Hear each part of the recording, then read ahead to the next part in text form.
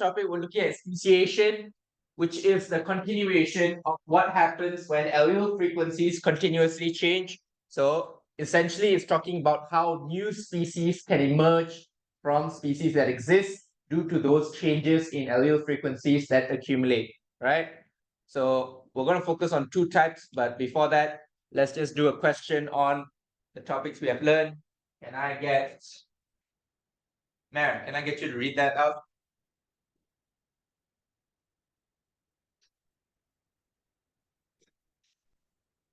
That small.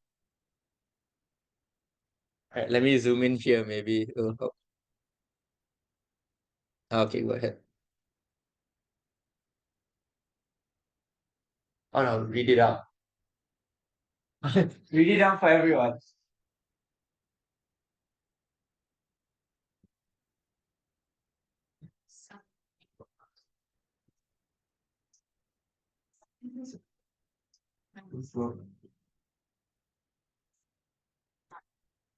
They introduced one male and one female to each.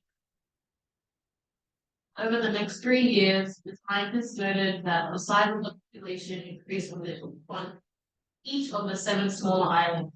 The scientists measured the genetic diversity within each of the populations and found there was a lower genetic diversity in each new population, compared with the population on the large island. Explain the reason for the lower genetic diversity of the new populations on the same island, compared with the population on the large island. All right. So here in this question, there are a few key words that you need to note, right? First of all, when they say that a hurricane killed the population of A Sangria on 7 of the smaller islands, that's not really relevant to what we need to know. What is the most important thing is that scientists randomly chose 7 males and 7 females from a remaining population on a large island, and they introduced 1 female and 1 male to each 7 smaller islands. So what kind of effect are we looking at here? Can I get Yasmin? So this is a type of genetic drift, right? What effect is this considered as? When a specific small portion of the original population is moved to a different island or a different area, and then they emerge as a new population based on that.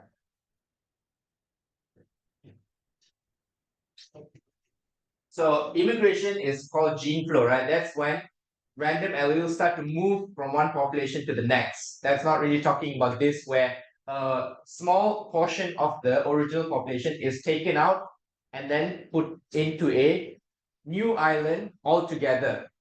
When it comes to immigration, one population is moving to another population. So there's already 2 populations, and then there's movement between each other. But this is saying that one female and 1 male are literally placed on an island to start a population by themselves. So what kind of effect are we talking there? Sir? Is it? Oh, really?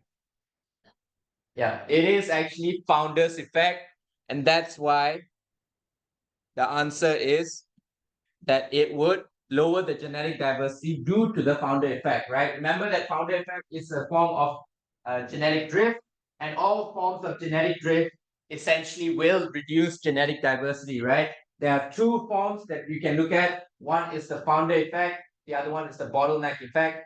There's a very clear difference between the both of them, where you can tell that the bottleneck effect is when a random natural disaster has wiped out a portion of the population, and then whatever's remaining has to create the population back again. So the genetic diversity would suddenly decrease. Whereas with the founder effect, what happens is that a small portion of the original population is taken out and put into a new location to start a population by themselves, okay? So you need to be able to determine which effect is occurring or which form of allele frequency change is occurring based on its characteristics, whether it's gene flow, whether it's genetic drift, even if it's genetic drift, which form of genetic drift, and also whether it's mutations or natural selection based on the question that's being given, right? In fact, we're going to do a little activity. All right. Got this idea from this slide. All right, can everyone take a board? Oh no, I don't have enough boards. I'll have to go get more. Just give me a second. I want to take a marker as well.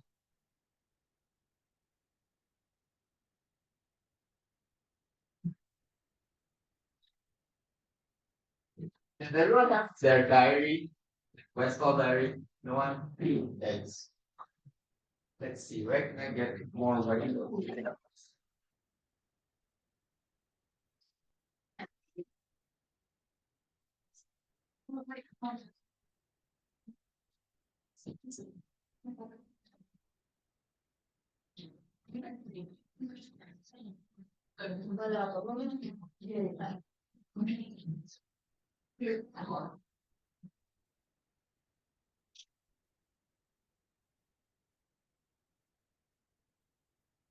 Look at the next slide.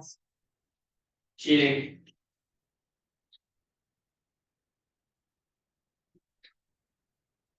January. Yeah, erasers. If you guys pass around the markers.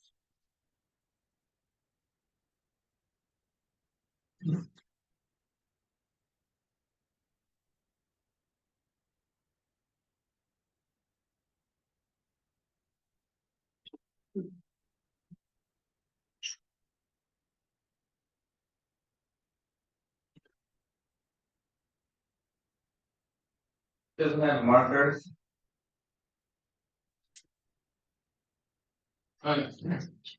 So, like I said, right, based on the characteristics, you need to be able to identify what form of change in allele frequencies is occurring, right? So you'll be able to pick from the four mechanisms of evolution: natural selection, mutations, genetic drift, and gene flow. And with genetic drift, there's two forms it can take, which is the bottleneck and the founder effect. You guys need to remember these effect names and the general terms for the changes in allele frequencies, because these are the ones that they will include in your assessment, and you need to be able to determine which effect is occurring based on a case study that they're providing. This is a very common form of questions that they ask. They literally give you a situation and then they ask you why is there a lower amount of genetic diversity. Then you need to be able to identify the effect and what role it plays in the lowering of genetic diversity, right? So if you look here, the question says the lower genetic diversity was due to the founder effect. Like I said, it is when a small portion of the population, maybe even two individuals, are taken out, put into a new location, and they are expected to start a population by themselves. That is what it means to be the founder effect. Bottleneck is when you have a population already there, suddenly a natural disaster or some event has wiped out a certain portion of the population, and then they have to re-emerge from that. So basically, imagine if suddenly a meteor hit Earth and 90% of the population got wiped out. That remaining 10% would have to repopulate the Earth, right? That is an example of the bottleneck effect, because that 10% of population would be the only alleles that are carried forward moving forward, and that would mean that there is a lower amount of genetic diversity from due to that event. So the two individuals will not have all the variation of alleles as seen as the original population, same as with so that's talking about genetic what founders effect, because the original population would have had a big amount of genetic variation, whereas the two individuals that you've taken out and put into the new population for a new area won't have all that genetic variation. They would only have the alleles that they carry, and they would only be able to pass on those alleles, meaning that there's a very low amount of genetic variation because no other alleles would be inherited. So that's for this question, right? And you can see that there is most people would be able to identify at least the founders effect, but won't be able to give a accurate explanation of why it is actually causing it to have a lower amount of genetic diversity. So that's why you need to understand how many marks the question is and what they are asking. Explain the reason for the lower amount of genetic drift. So you need to identify the effect, and then explain why that effect would be causing it. So like I said, today's topic is speciation. We're going to look at evidence of speciation as a consequence of isolation and genetic divergence. And these are the two examples that you guys really need to focus on because they will be included as case studies in your assessment. Okay, one is the Galapagos finches, and the other one is the Hawaii palms on Lord Howe Island. I'm pretty sure I'm pronouncing it wrong, but either way. Okay, so let's get into it. So what form of effect is that? So what type of change in allele frequency or effect is this right now? Where this mother population, a small portion is taken out, put into a new location, and then they are allowed to emerge. What type of name would you give that effect? Write it down, 10 seconds. Then we're going to chin it after that. Because why not? I'm going to write down the answer on the board as well, and then we here.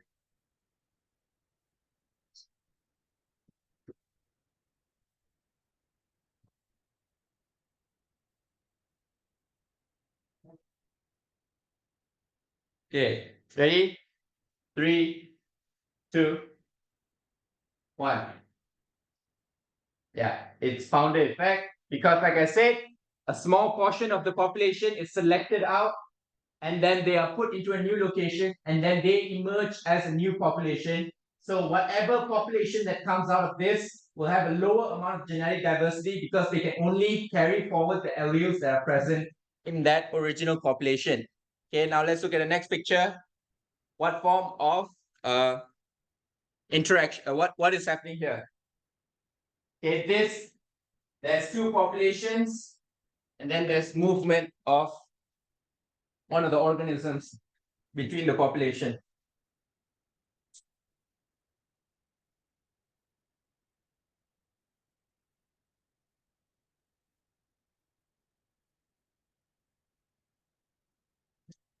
Remember to name it based on the effect rather than a general term, right?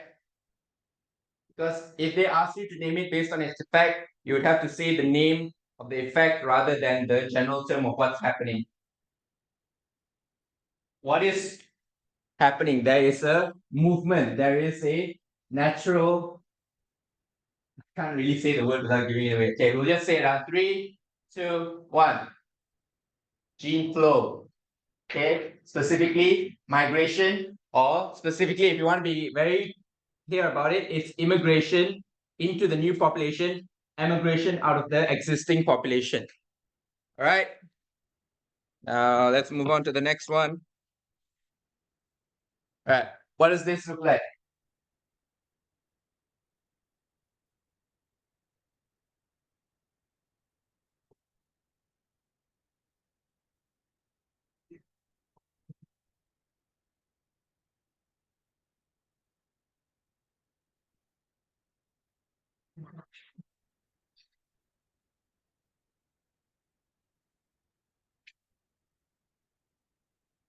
I'm going to give more time.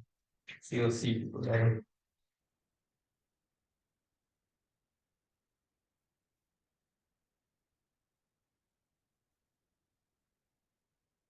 Remember the differences between each effect, and you need to be able to remember the differences and identify them. Okay. All right, ready? Everyone go. 3, 2, 1. Genetic drift, specifically a bottleneck effect, right? Yeah, good work. Okay, if I ask you why is this not natural selection, who can tell me why? Zoe, what do you think? Why is this not natural selection? Exactly, right? When this is happening, right, the shoe didn't select for the green beetles. The shoe just killed a bunch of beetles randomly. That is the difference between a bottleneck effect and natural selection. Natural selection is selecting for a specific trait, a specific phenotype, whereas genetic drift, specifically the bottleneck effect, is a random annihilation of a specific amount of the population. So no one is choosing for the green beetles. They're just getting wiped out randomly. So that is how you know it's genetic drift. Okay. Now, next one. This should be super easy, just saying. Would you like me to zoom in?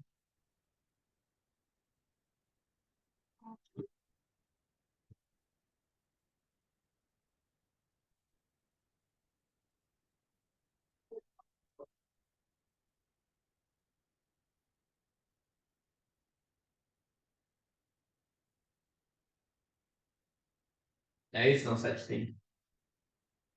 You just combine two words that you learn.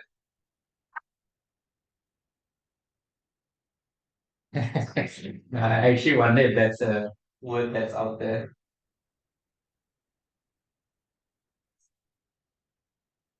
Remember, if this is happening randomly, this is happening what?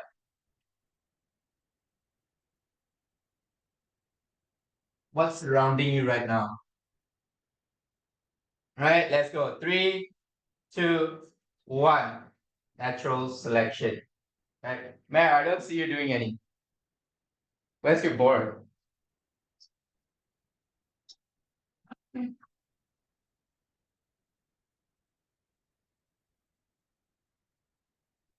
All right, let's look at the one of the last ones.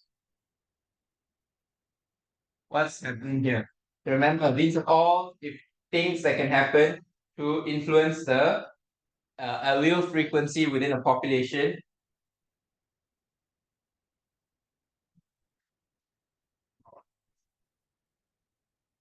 So there are 4 ways that something like this, something that can affect a gene pool's allele frequency. We've talked about all the other ones.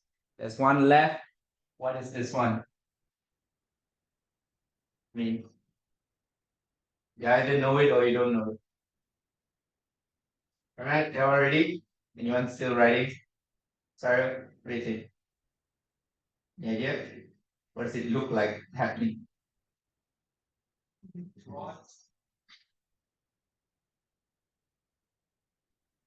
What involves changes in the DNA sequence?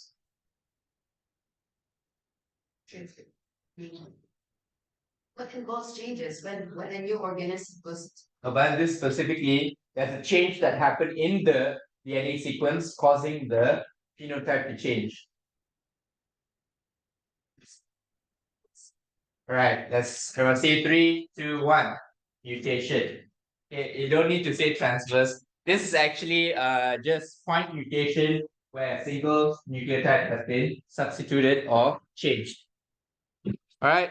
So I would advise you guys to create your own notes in regards to each of these effects and name their characteristics. Okay. With founder's effect, the population, a small portion is taken out, put into a new location, and a new population is emerging out of it. With the gene flow, there is a movement between one population and another population. So there already exist 2 populations. There's just movement occurring between them. Genetic drift with bottleneck effect. That's when a random amount of the population has been annihilated or destroyed, leaving behind whatever's left to re-emerge.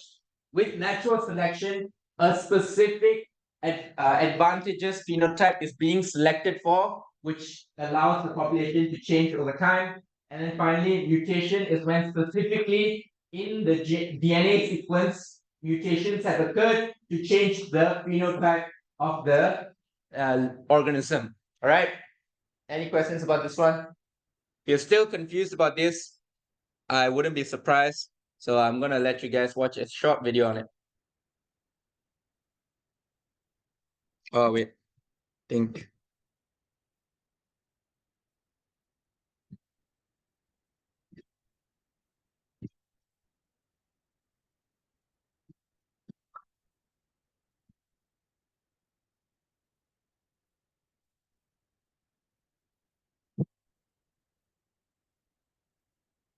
The 5 fingers of evolution.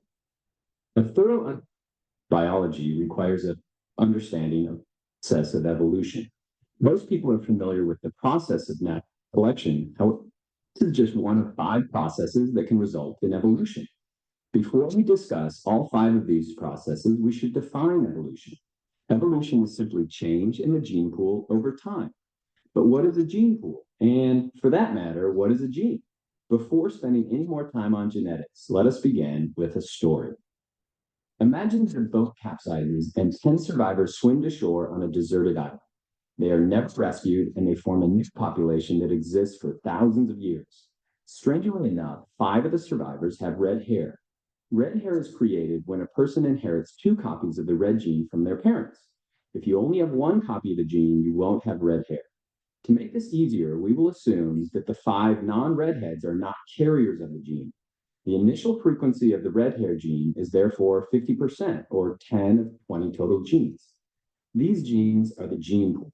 The 20 different genes are like cards in a deck that keep getting reshuffled with each new generation. Sex is simply a reshuffling of the genetic deck. The cards are reshuffled and passed to the next generation. The deck remains the same, 50% red. The genes are reshuffled and passed to the next generation. The gene pool remains the same, 50% red. Even though the population may grow in size over time, the frequency should stay at about 50%. If this frequency ever varies, then evolution has occurred. Evolution is simply change in the gene pool over time. Think about it in terms of the cards. If the frequency of the cards in the deck ever changes, evolution has occurred. There are 5 processes that can cause the frequency to change. To remember these processes, we will use the fingers on your hand, starting from the little finger and moving to the thumbs. The little finger should remind you that the population can shrink. If the population shrinks, then chance can take over. For example, if only 4 individuals survive an epidemic, then their genes will represent the new gene pool. The next finger is the ring finger. This finger should remind you of mating because a ring represents a couple. If individuals choose a mate based on their appearance or location, the frequency may change. If redheaded individuals only mate with redheaded individuals, they could eventually form a new population. If no one ever mates with redheaded individuals, these genes could decrease. The next finger is the middle finger. The M in the middle finger should remind you of the M in the word mutation. If a new gene is added through mutation, it can affect the frequency. Imagine a gene mutation creates a new color of hair. This would obviously change the frequency in the gene pool. The pointer finger should remind you of movement. If new individuals flow into an area or immigrate, the frequency will change. If individuals flow out of an area or emigrate, then the frequency will change. In science, we refer to this movement as gene flow. All 4 of the processes represented by our fingers can cause evolution. Small population size, non-random mating, mutations, and gene flow. However, none of them lead to adaptation. Natural selection is the only process that creates organisms better adapted to their local environment. I use the thumb to remember this process. Nature votes thumbs up for adaptations that will do well in their environment and thumbs down to adaptations that will do poorly. The genes for individuals that are not adapted for their environment will gradually be replaced by those that are better adapted. Red hair is an example of one of these adaptations. Red hair is an advantage in the northern climates because the fair skin allowed ancestors to absorb more light and synthesize more vitamin D. Thumbs up. However, this was a disadvantage in the more southern climates where increased UV radiation led to cancer and decreased fertility. Thumbs down. Even the thumb itself is an adaptation formed through the process of natural selection. The evolution that we've described is referred to as microevolution because it refers to a small change. However, this form of evolution may eventually lead to macroevolution or speciation. Every organism on the planet shares ancestry with a single common ancestor. All living organisms on the planet are connected back in time through the process of evolution. Take a look at your own hand. It's an engineering masterpiece that was created by the 5 processes I just described over millions and millions of years. Can you recall the 5 main causes of evolution from memory? If you can't, hit rewind and watch that part again. But if you can, give yourself or your neighbor a big 5-fingered high five. You don't have to do that. All right, so basically genetic drift, the random, non-random mating, you guys don't need to remember, mutations, gene flow, and natural selection. The four mechanisms of evolution, and specifically within genetic drift, we have the founder effect and the bottleneck effect. So make sure you guys can remember them based on their different characteristics, right? So like I said, there are the four of them. Each of them is different in what they do, and you need to remember you need to remember the details relating to each of them and how they work, right? Specifically, mutation, there's point and block mutations where changes in the DNA sequence. Natural selection is the environmental selection pressure selecting for a advantageous phenotype. Gene flow is the migration of alleles in or out of a population, and genetic drift is a random and drastic decrease in the alleles within a population, seen with the bottleneck effect or the founder effect. So all of these, most of these phenomenon can actually reduce the genetic diversity of the population, except for a few, which is when there is a immigration into a population and also mutations. These are the only two that can possibly increase genetic diversity, but more often than not, all the other effects are going to reduce genetic diversity. So you can always remember it like that. Okay. So where does this all lead to, right? This is where we get into today's topic. So eventually, due to these four mechanisms of evolution, these genetic differences that accumulate can actually result in evolution leading to speciation, right? Which is the formation of a new species. So speciation can be categorized into two categories. There's sympatric and allopatric speciation. Both are different in terms of their specifications of how they occur. With sympatric speciation, it's specific that it happens in the same location. So there's a population that exists in the same location, and somehow or rather, there's a new species that diverges out of that same population, even though they are in the same area, nothing has happened. Just there have been genetic differences that accrue due to effects that are occurring, and eventually they will start to emerge as a different species, and then they will be diverging as all together as a different species that cannot mate with the original species. That is sympatric. Allopatric is basically when the original population has been separated due to a barrier that's formed between them, some kind of a geographic barrier. And after that geographic barrier has occurred, they each face very different selection pressures, causing them to vary in terms of their genetic makeup, and eventually that allows them to form into different species. So we're going to look at these two very specifically, but in essence, allopatric speciation is caused due to geographic isolation, while sympatric speciation is caused due to reproductive isolation. All right.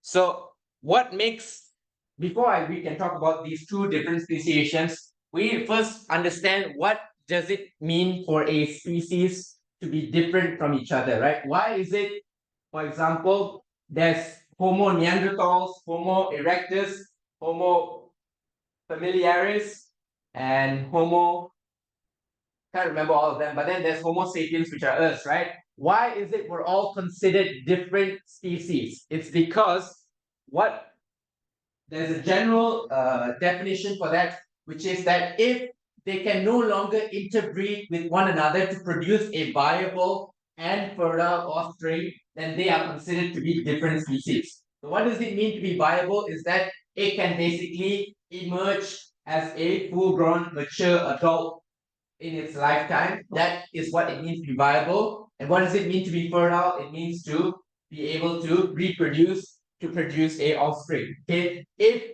the offspring of these two species cannot produce a offspring that is viable and also fertile, that means they are different species, right? That's a very broad classification. But of course, anytime we make a broad classifications, there are small exceptions there and here.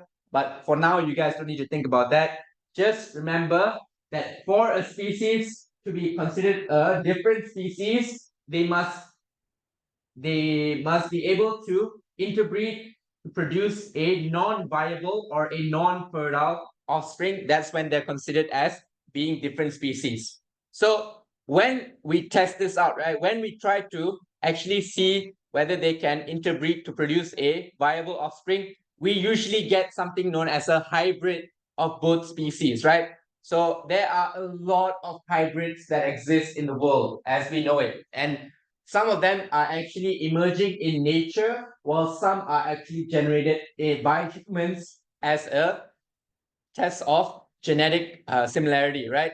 So another way we can also confirm this is also through genetic analysis and structural feature analysis, which is basically looking at the differences that exist between one species and the other and determining how different are they both in genetics and also in terms of their physical features, right? Obviously, we look at a horse, we look at a donkey, there's a lot of differences, not only in their genetics, but also in their physical features, their structural features. So that is also another way we can determine that they're different species. Or we can do the old-fashioned way, which is to get them to, do the thing, and then they'll produce a mule. And mules, if you guys have not known, mules are essentially male mules are infertile. They are incapable of reproducing. So whatever hybrid that comes out of a donkey stallion, a male donkey, and a female horse will be a infertile mule. Okay. Another example of a hybrid is a liger, right? So ligers are when a male lion and a female tiger have reproduced to produce a hybrid, which is a liger. And these ligers can grow to be very big, by the way. These are bigger than both the lion and the tiger. And they are so big that they pose a health risk to themselves. They can't support their own body weight because they were not meant to be existing. They're basically not able to be viable. They can't actually mature to a full adulthood due to the fact that they become so heavy that their own body can't support their weight and they actually die before they can reach maturity. And there can be a lot of different hybrids, right? In fact, here are all the pictures of a bunch of different hybrids. So let's see. Who can tell me what kind of hybrid this is? Wager a guess. Can I see Yaput? What hybrid do you think this is?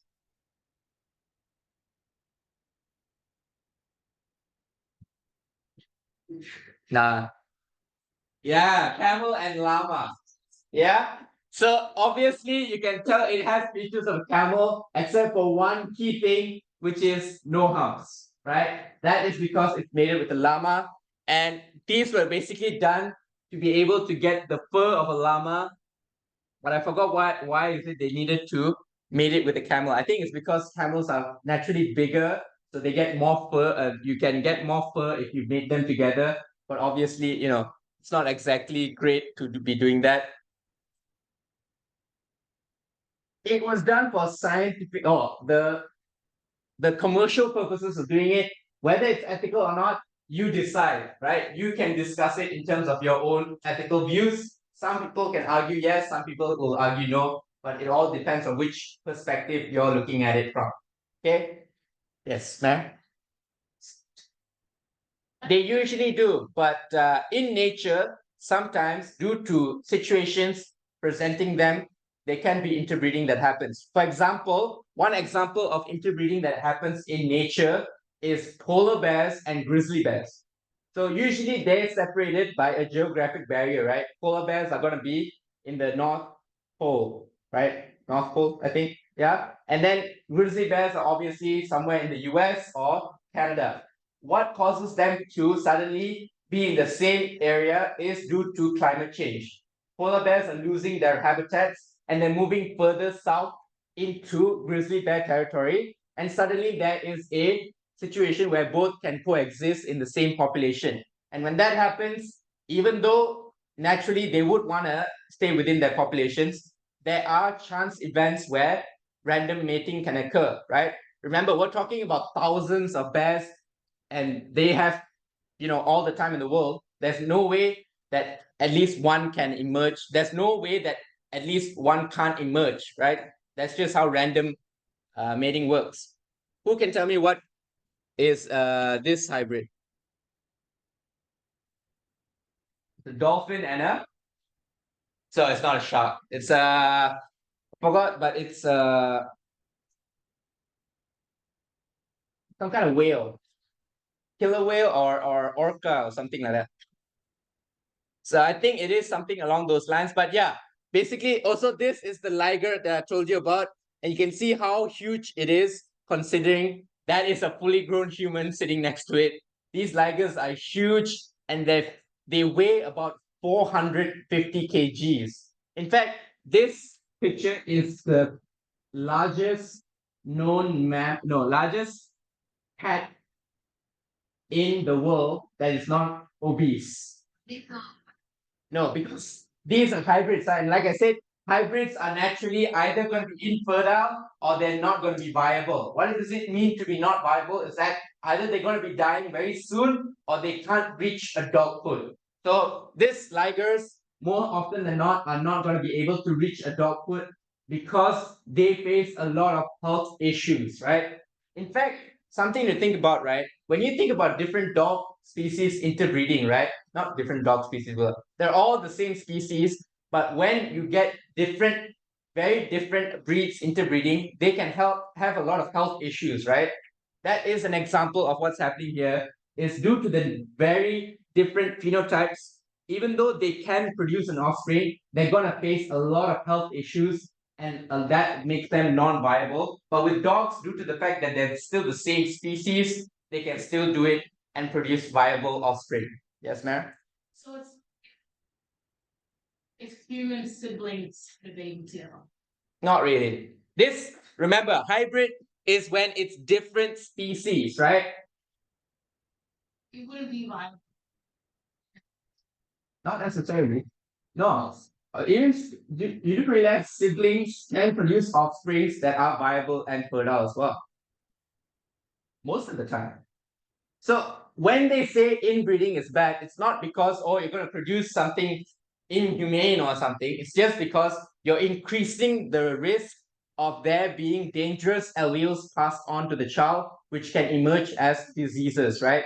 So more often than not, you're just increasing the risk. You're not exactly producing an unviable offspring, okay? Because all you have to do is make sure you're the same species and you can produce a viable offspring. Why is it not recommended for people in the same population or same family sometimes to reproduce? Is because that has to do with the accumulation of dangerous alleles that can emerge as a dangerous phenotype, such as a disease or a genetic abnormality. Right?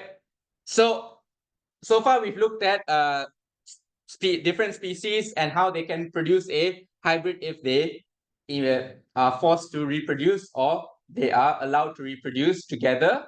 So when we think about the difference between species, that takes a long time. Speciation is a slow and gradual process which takes up to tens of thousands of years, if not millions, right? So while that process is occurring, where there is differences accumulating between the two populations and they are starting to emerge away from each other, they are going to be classified as subspecies, right? Basically, they are very closely related to each other, but you can tell that there are differences between the different populations, which are kind of obvious. For example, we have the three types of tigers here, right?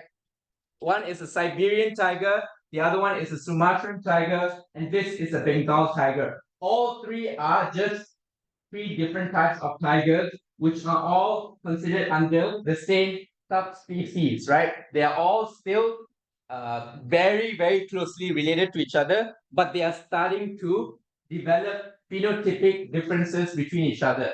So what happens is they can still reproduce to produce a viable and fertile offspring because they are still within the same subspecies. They are still considered as being able to interbreed to produce a viable and fertile offspring, right? That's why it's considered a very hazy area between species and subspecies, because there can be some gray areas where even different species can interbreed to produce a viable and fertile offspring. I'm going to show you an example of that with humans specifically. But even with Homo sapiens, there existed another subspecies, which are Homo sapiens idaltu, which were recently found actually, and they shared a lot of similarities between Homo sapiens sapiens, but they were considered to be a subspecies due to their phenotypic differences, right?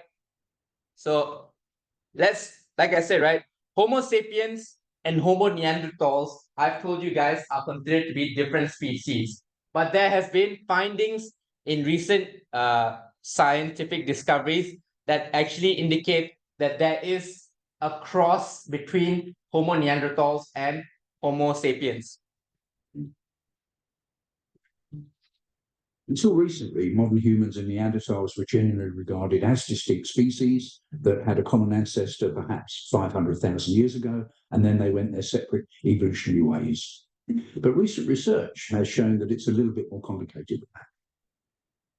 So about 60,000 years ago, the Neanderthals were a very widespread species. They ranged all the way from Spain and Gibraltar right across at times to Siberia. We think that modern humans had evolved in Africa, and about 60,000 years ago, they were beginning to emerge from Africa and they were coming into the Middle East. And this meant that they would encounter the Neanderthals, and there seems to have been an overlap between those modern humans who came out of Africa with the Neanderthals. That overlap might have been 10, 20, 30,000 years. The majority view until recently was that those groups remained distinct. If there was any interbreeding, it was thought that it was on such a small scale, we would find no trace of it today. But recent research suggests that indeed, not only was there some interbreeding, but that interbreeding does go through to the present day.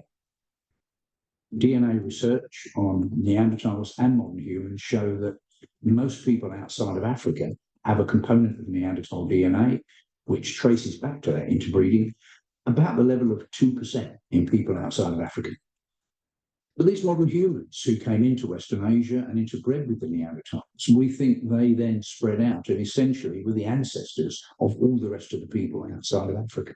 So they took their small bit of DNA with them as they spread out towards Europe, towards Australia, towards Asia, eventually even into the Americas. The fact that many people today have got Neanderthal DNA in them does make us rethink what it is to be a modern human. We know that we are not purely recent African origin. The DNA that modern humans have from Neanderthals, a lot of it seems to be non-coding, essentially neutral, but there are parts of it which do seem to be in some way functional. There's a view that we might have acquired part of our immune systems through interbreeding with Neanderthals. And there's also a view that perhaps there were some negatives in the interbreeding with Neanderthals, that possibly some diseases in modern humans are due to the presence of Neanderthal DNA. So even with this finding, even with there being a clear sign that there were viable and fertile offsprings produced between Neanderthals and Homo sapiens, that honestly we are all emergent of, except for people who are emergent from Africa, because you know how Homo sapiens moved out of Africa and then only overlapped with Homo neanderthals to start to interbreed. So the fact that most of us have that Neanderthal DNA indicates that there were fertile and viable offsprings produced by the two different species. So the boundary between species can sometimes be a bit blurry, but in the purest way, for now, you guys just need to know that species, the definition is still the same, right? It's basically can no longer interbreed with one another to produce a viable and fertile offspring. This is working out most of the time, right? About 90% of the time, 90 to 95% of the time, this is the case where it is not going to be producing a viable and fertile offspring. In the cases that it does, you can actually study it further to get some genetic clarification, right? So don't overthink it. That's just extra information for you that will actually tie in to something we're going to learn later on. Just wanted to include that right now so that you can think about that. Okay. So now let's come back into it, right? So we've looked at what speciation is, what it means to be different species. So now let's look at the two different ways that speciation can occur, which is the first one, allopatric speciation. And like I said, this is when there is a geographical barrier causing a split between the same population. And due to the fact that they are no longer interacting with each other, there is no gene flow occurring, right? This geographic barrier acts as a barrier between migration between each other, meaning that there is no mixing of alleles that is occurring. That is the important thing to note, is that there is no mixing of alleles between population A and population B once there's a barrier that has emerged. Once that barrier has emerged and they are separate, they will start to experience different selection pressures, right? So due to natural selection and due to the fact that natural selection is acting on using different selection pressures depending on your environment, they will be selecting for different phenotypes, right? So let's say we look at these pictures down here, right? So first we have lizards that are living in a desert. Then somehow over time, a river flows in between them and acts as a geographical barrier, separating population A and population B accordingly. And for now, the populations are the same species. They even have almost the same alleles as well. But once they've been separated, what happens is that they start to reproduce separately from the group from one side to the other side, and they also start to face different selection pressures. Maybe on this side, there is a selection pressure that actively selects for the traits of longer tails and darker skin. And while on this side, population B faces selection pressures that selects for shorter tails and greener skin, right? These different selection pressures start to cause different genetic differences to accrue within their genetic makeup. So their allele frequencies start to vary so much between the different populations that at one point they are too distinct from each other that they won't be able to breed with each other to produce a viable and fertile offspring. So, like I said, eventually the two species separate may form. This is known as allopatric speciation, right? They are basically different species altogether, where these have become specifically brown and long tails, or this one, the tails is something I just included, the picture doesn't show it, but basically they have become distinct from each other and become their own species. So what are the three principles of allotropic, not tropic, allopatric. Why did I write tropic?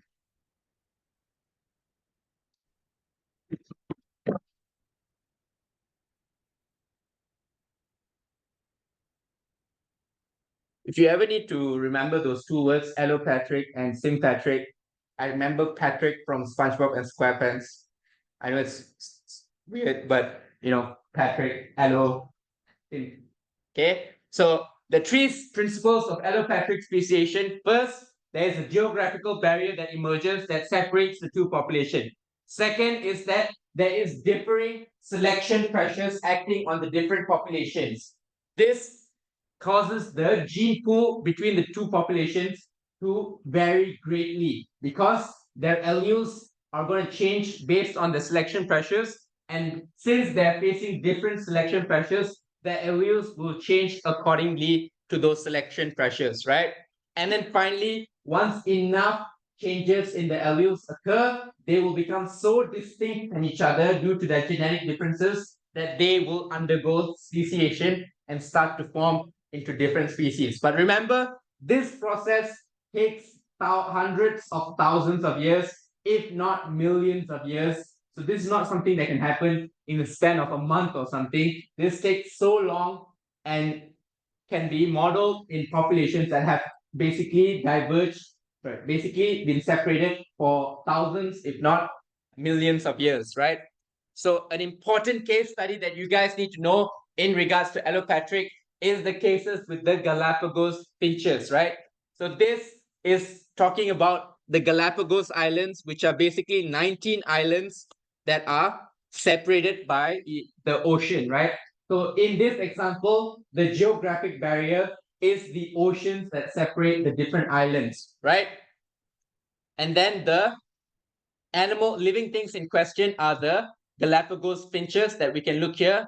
And you can start to see, due to the fact they would have started out that they all emerged from one similar finch, right?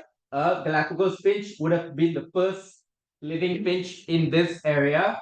And then once it started a population, there were events that caused it to migrate to the different islands and then start a population in those different islands. And then they were geographically separated from each other because there's an ocean that's in between them, so they don't actually interact with each other. There's no gene flow occurring.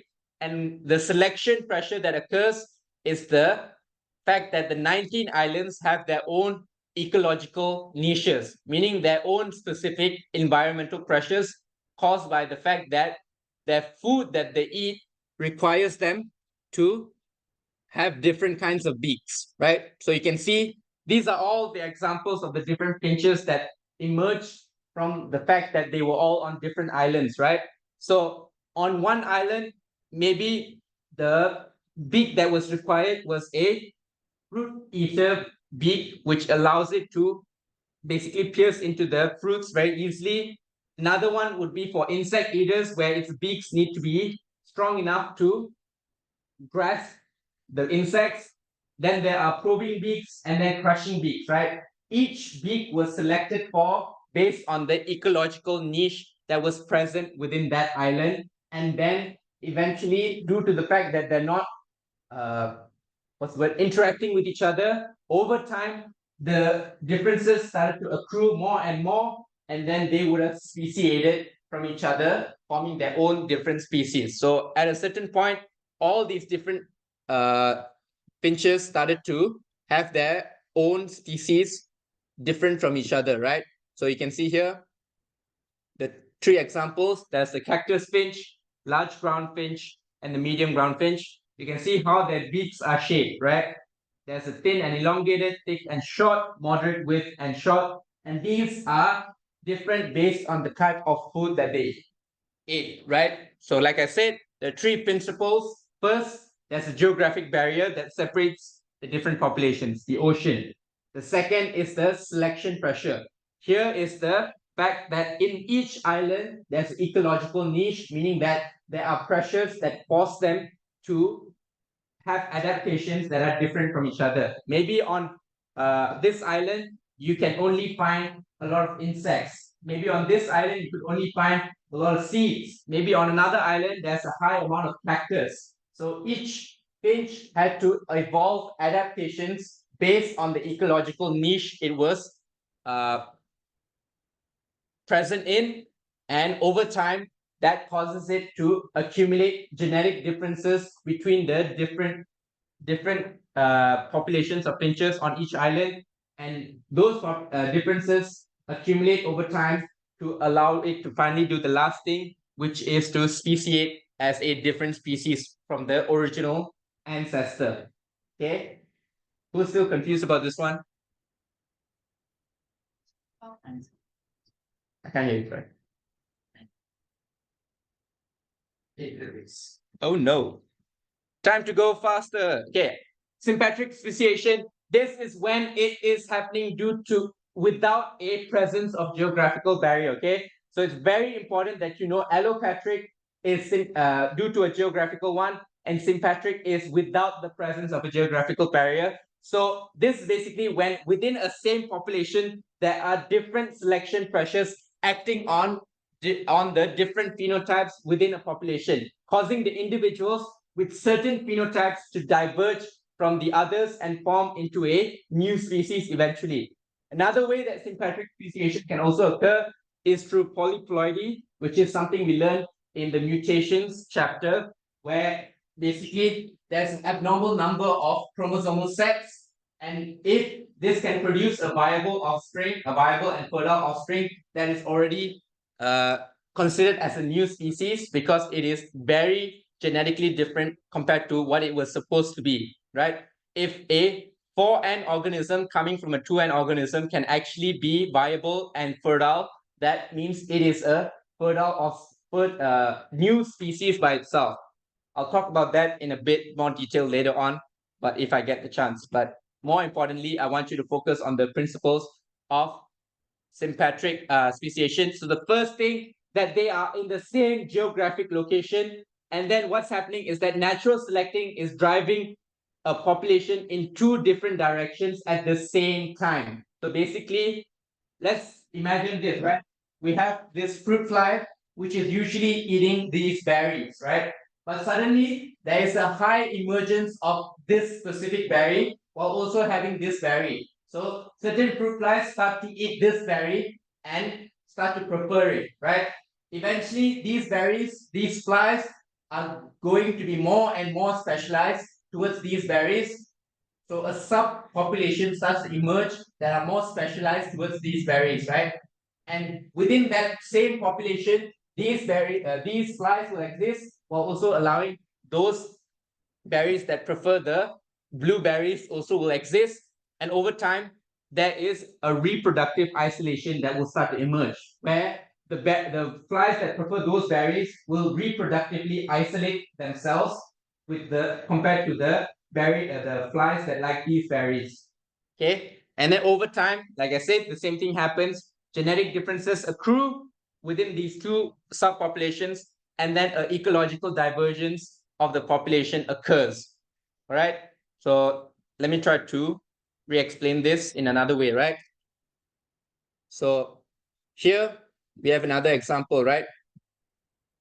Yeah, faster.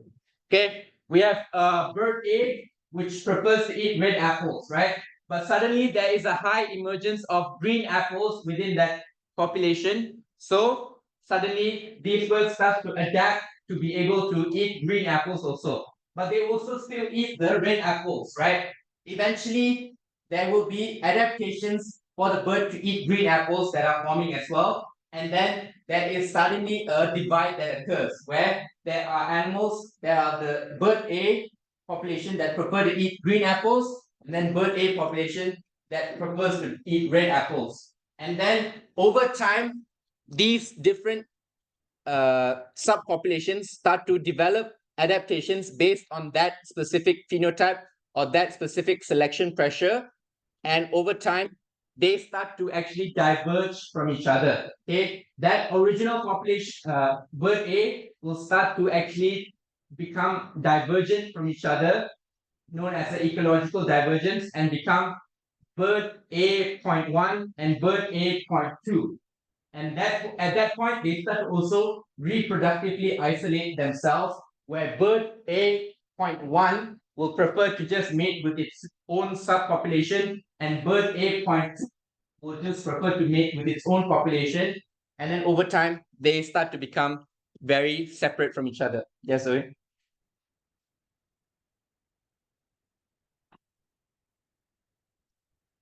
Possibly you could reverse it, but then again, this is nature we're talking about. It's not like we're trying to control everything that's happened. It's just happening naturally in a sense that adaptations form, and over time, those adaptations carry it towards a specific direction, and that is away from the original population. All right. So the two things here that are very important for sympatric speciation is first natural selection. The fact that there is a natural selection driving it in two different directions is what's causing it to start to diverge from each other and become adapted to different phenotypes. And another thing also is mutations, right? Mutations can cause it to sometimes also diverge from each other. So why is it reproductive isolation occurs between subpopulation B is that sometimes the hybrids between those two have lower fitness, meaning that they don't have the same adaptations that population A would have, population B would have. So in essence, they would actually have a lower chance of surviving in the wild. So they are basically selected against. So they would be like, why would we want to produce with that other subpopulation? Because our offspring are going to be less fit. So we're just going to focus on reproducing with our own subpopulation so that we can increase the fitness of our offspring. And over time, that will create more of a ecological divergence. So, like I said, the principles, we start off with the fact that they're in the same geographic location. Natural selection is pulling them apart in two different directions, where one population starts to develop adaptations towards that phenotype, and the other population starts to develop adaptations towards that phenotype. And then over time, due to the fact that they were developing different adaptations between each other, they start to diverge from each other ecologically. And over time, they will become so different from each other that they also reproductively isolate each other. So they don't want to reproduce with each other because their adaptations won't necessarily be passed on to the hybrid. So they want to just they want to reproduce with their own subpopulation to make sure the adaptations are passed on. And then eventually sympatric speciation occurs. So like I said, the case study of sympatric speciation that you guys need to know is Hawaii palms, right? At first, there were the same population of Hawaii palms, but what happened is there were differences in the soil pH between different regions within the same island, right? There was an area with a high alkaline soil, and there was an area with a acidic or neutral soil, right? Low pH. So over time, the different subpopulations started to develop adaptations that allowed them to survive in those different regions, right? Like I said, natural selection is pulling them in different directions. One is pulling the population to survive in an alkali soil. The other one is pulling them to be able to survive in an acidic soil. Okay, so they will diverge from its sister populations, and eventually they will like I said, Hawaii I can't say it. Basically, this one is the original one. And what happened is when these second subpopulation was planted or emerged in acidic soils or neutral soils, they were pulled in a different direction for natural selection, and they started to develop adaptations as a result, right? After inhabiting the alkali soil, physiological differences began to develop. One of these differences included changes in the flowering times, which served as a reproductive isolation mechanism. So what happened is basically the time at which they flowered became different, and that acted as a reproduction isolation, because with plants, remember that flowering time is also when they release their pollen and they actually start their reproductive cycle. And if they don't overlap in terms of their reproductive cycles, they won't reproduce. And this is especially the case with plants, which have a very specific reproductive cycle that they need to follow. So if they don't overlap with each other, they will start to actually become reproductively isolated from each other.